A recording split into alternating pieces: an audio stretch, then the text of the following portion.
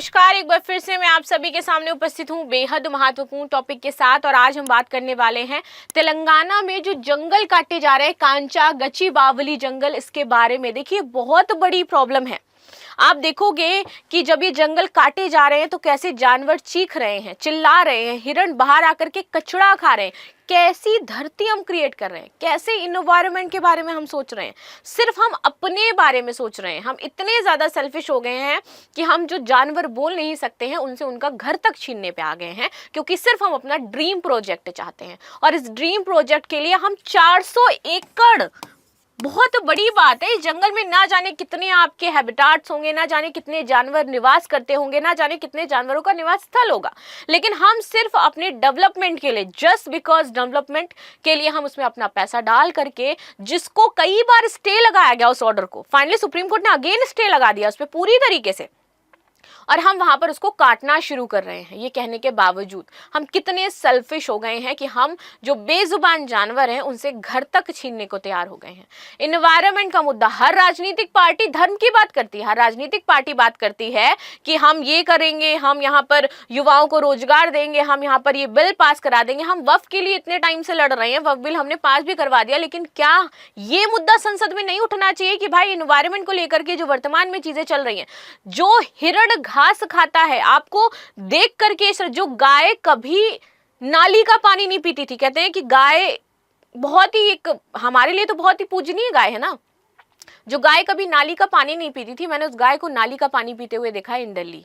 हिरण जो घास खाते हैं, मैंने उनको देखा है कि वो कचड़ा खा रहे हैं, ये हम उन्हें दे रहे हैं। उनके लिए तो प्रकृति ने बहुत अच्छा आवाज बनाया है, लेकिन हम बर्बाद करने वाले हैं उसे, जस्ट बिकॉज हम इतने ज्यादा सेल्फिश हो गए हैं। और मुझे ऐसा लगता है आज सही समय है आवाज उठाने का इस चीज के लिए। ये सही समय है कि आपको स्टैंड लेना चाहिए। आप बहुत स्टोरीज लगाते हैं हम जब किसी का रेप होता है, और ये बहुत अच्छा मुद्दा है।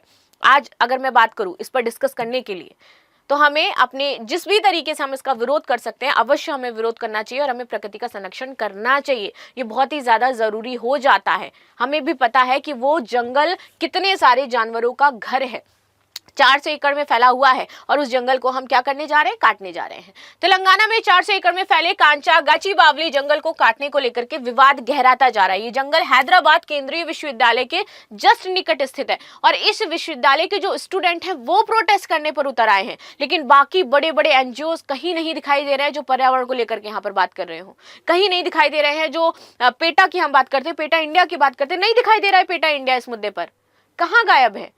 आप बात करते हो कि जानवरों के साथ बुरा ना हो, तो यहाँ पर कितना बुरा हो रहा है कि उन्होंने अपने घर छोड़ने पड़ रहे हैं। आपने आवाजें सुनी होंगी जब वो जंगल कट रहा था, कैसे जानवर चीख रहे हैं, चिल्ला रहे हैं, और हम कोई कदम नहीं उठा रहे हैं। ठीक है, सरकार इस जमीन को आईटी और इंफ्रास्ट्रक्चर विकास के लिए इस्तेमाल करना चाह रही है। अब आप कहोगे भारत में बेरोजगारी इतनी है, सरकार करे क्या?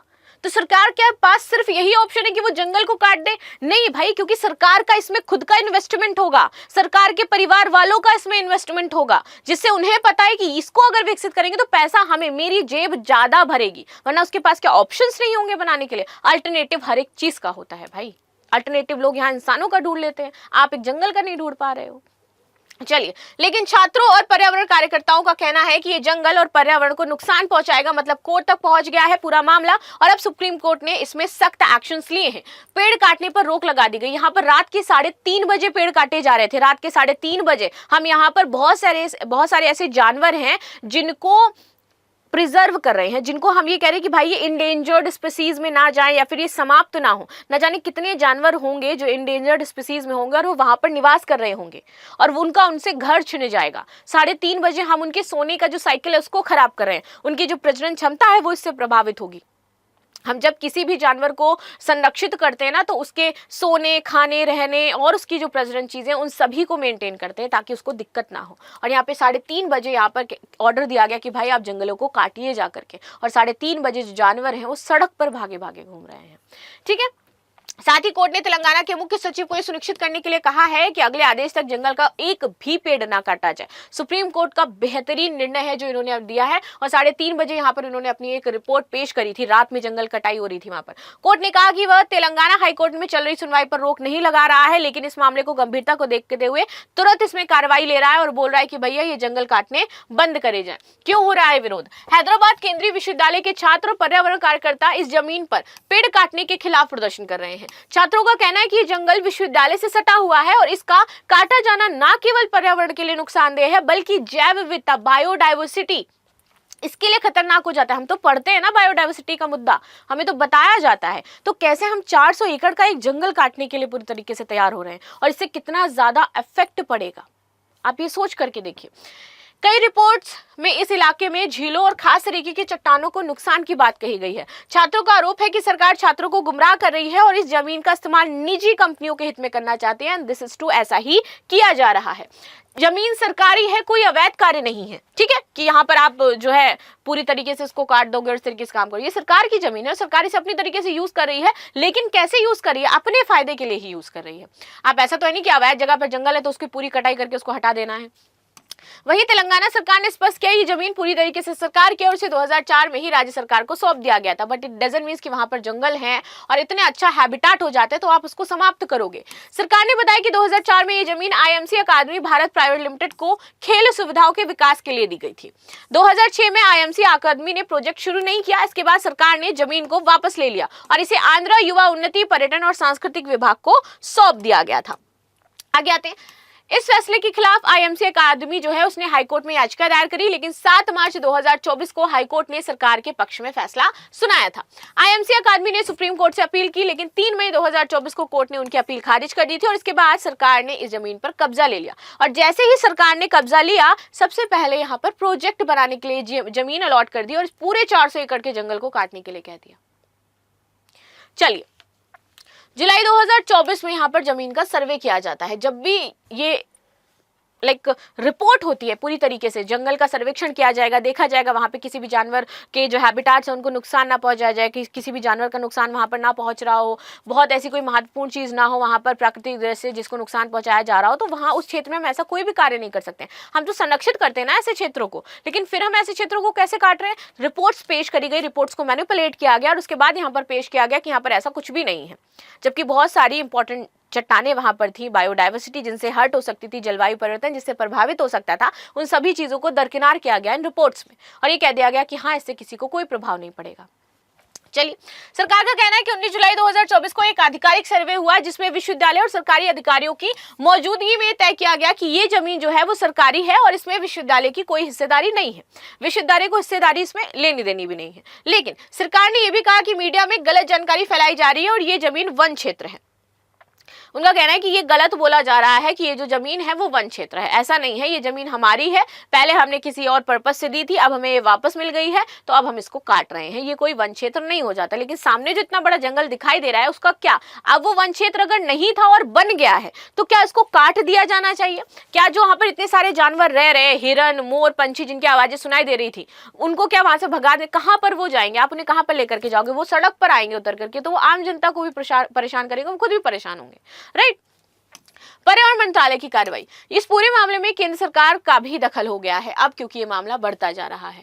पर्यावरण, वन और जलवायु परिवर्तन मंत्रालय ने तेलंगाना सरकार को निर्देश दिया है कि अवैध पेड़ कटाई पर कानूनी कार्यवाही आप करिए, ये जो किए जा रहे हैं। साथ ही ये भी कहा है कि पर्यावरण कानूनों और कोर्ट के आदेश को पूरी तरीके से पालन किया जाए। जो कानून है, जैसे मैंने बताया कि रिपोर्ट होती है, देखा जाता है कि किस क्षेत्र में ये काम किया जा सकता है और किन क्षेत्रों में नहीं किया जा सकता है, ठीक।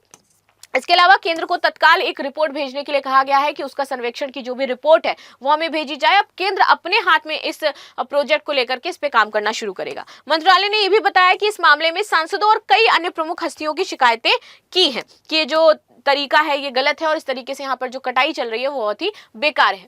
विश्वविद्यालय ने सरकार के यहाँ पर दरवाजे खटखटाए हैं। अभी जो हैदराबाद विश्वविद्यालय है, आईएमसी की अगर मैं बात करूं, तो इन्होंने कहा है कि जो सरकार दावे कर रहा है ये पूरी तरीके से गलत है, कि उनकी जमीन हो जाती है, ये कोई वन क्षेत्र नहीं था, अब ये हम इसमें जो भी चाहे वो कार्य कर सकते हैं। जिसमें कहा गया है कि जमीन का सर्वे उनकी सहमति से हुआ है। तो यहाँ पर विश्वविद्यालय का कहना है कि जमीन का सर्वे में हमने पार्टिसिपेट किया ही नहीं, हमें पता ही नहीं कि जमीन का सर्वे कब किया गया और कब रिपोर्ट बनवाई गई। ये तो सरासर झूठ बोला जा रहा है इनके द्वारा कि जमीन का सर्वे हुआ है, रिपोर्ट में जो सारी चीजें वो मेंशन कर दी गई हैं और हमारे पास अधिकार है कि हम इन जंगलों को काट सकते हैं। यानी कि सरकार यहाँ पर मनमानी कर रही है अपने फायदे के लिए बस। विश्वविद्यालय प्रशासन का कहना है कि जुलाई में केवल प्रारंभिक निरीक्षण हुआ था, आधिकारिक कोई सर्वे यहाँ पर किया ही नहीं गया है। विश्वविद्यालय ने यह भी कहा कि कभी भी इस जमीन में सीमांकन को स्वीकार नहीं किया। सरकार बिना किसी ठोस सबूत के दावा कर रही है कि जमीन पूरी तरीके से उसकी हो जाती है। सरकार ने पर्यावरणीय चिंताओं को यहां पर खारिज किया है। तेलंगाना सरकार का कहना है कि विकास क्षेत्र में कोई झील नहीं पड़ती है जिसकी वजह से मुझे यहां पर कटाई ना करनी हो, इसीलिए पानी के स्रोतों को कोई खतरा भी नहीं है। मशहूर मशरूम रॉक जैसे चट्टानों को कोई नुकसान नहीं पहुंचेगा जो यहाँ पर बनी हुई है इस जंगल के अंदर। कुछ राजनीतिक नेताओं और रियल एस्टेट समूहों ने छात्रों को गुमराह किया है।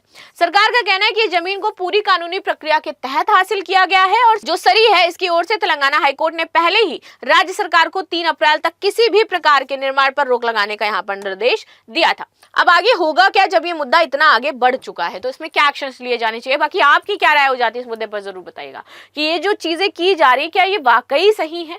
और प्राकृतिक दृश्य से मैं बात करूं और जिस तरीके से हम तो संरक्षण की बात करते हैं ना जानवरों के, हम कहते हैं कि नहीं ऐसा नहीं किया जाना चाहिए, पेटा जो है वो आवाज उठाता है, लेकिन यहाँ पर हम ऐसा क्यों नहीं कर रहे हैं?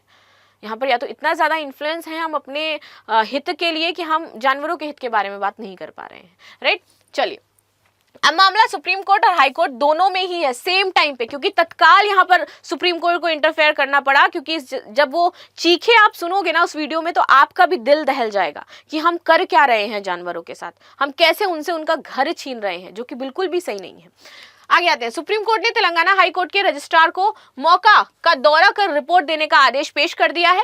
केंद्र ने यह भी कहा है कि राज्य को पूरी जो स्थिति है उसकी रिपोर्ट चाहिए हमें, और ये रिपोर्ट मांगी है उन्होंने। हाई कोर्ट का फैसला आने तक सरकार कोई भी निर्माण कार्य यहाँ पर नहीं कर सकती है। इसके अलावा छात्रों का प्रदर्शन जारी है और सरकार को कड़ी आलोचना का वर्तमान समय में सामना करना पड़ रहा है और आलोचना होनी भी चाहिए। सो अगर आप भी प्रोटेस्ट किसी भी तरीके से दिखा सकते हैं तो अवश्य दिखाइए, ताकि ये जंगल बच जाए। कुछ तो हम यहाँ पर संरक्षित कर सकें इस क्षेत्र में, किसी का तो हम आवाज बचा सकें यहाँ पर, ठीक है। सो ये था आज का पॉइंट जो हमने डिस्कस किया। मिलते हैं नेक्स्ट क्लास में, तब तक के लिए धन्यवाद। लाइक शेयर सब्सक्राइब करना बिल्कुल भी ना भूलें। And again thank you so much.